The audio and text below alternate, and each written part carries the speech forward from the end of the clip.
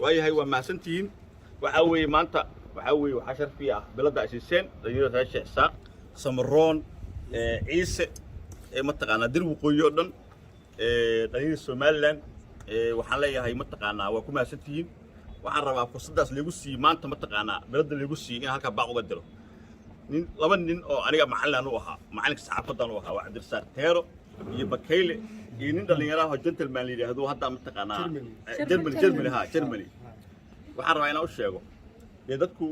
shalay haddaad ka shaqaynaysiin farmaajo la shaqaynaysiin CBB u shaqaynaysiin maanta ma aha maanta farmaajo ma joogo tag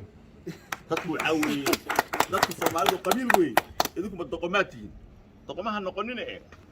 ragga daarada rag reesh Isaaq oo daarad ka dhaxlay waayahan ma maqale waa la idinka dhaxlay daarad baa la dhaxlay wixii siyaasadda ka shaqeeya laakiin qabiiladu markay is hayaan nin reesh Isaaq oo waliba deegaanka Muusima ila ergaaba ka yimid ayaa waxay ka dhaxlayaan mataqaanaa ayaa daarad ka dhaxlayaan Isaaqna ma qaadi karaan Irsamaal ma qaadi karo marka inta kale Germany ma aqaan hadda reer ku yahay ma habar jeclo hadda habar jeclo didirnay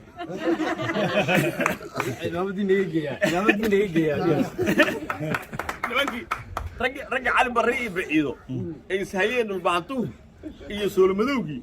ayaa maanta mataqaan ragga mataqaanaa waxay mataqaanaa u hadlayaan maanta daarood iyo dhulbaanti u hadlayaan wuxuu garta wiilka dhulbaantaha adoo reesh Isaaq ha gara waayin adigoo habar Yuunus ha gara waayin adigoo habar jecla ha gara waayin waxa kale u sheegaya hadaa is leedihiin habar awasha xukunka hayse ku xumeeya habar awal iyo daarood ma soo gaaraan warba kama hayaanba cidda ugu horeysa la soo jibin doono cidda ugu horeysa dhulkada loo socdo waa habar jecel iyo habar Yuunus ha ciidan isma arkaan habar awal isma arkaan marka waxa leeyahay Bakaylow waxyaaba qaar waa laga xishoodaa xisho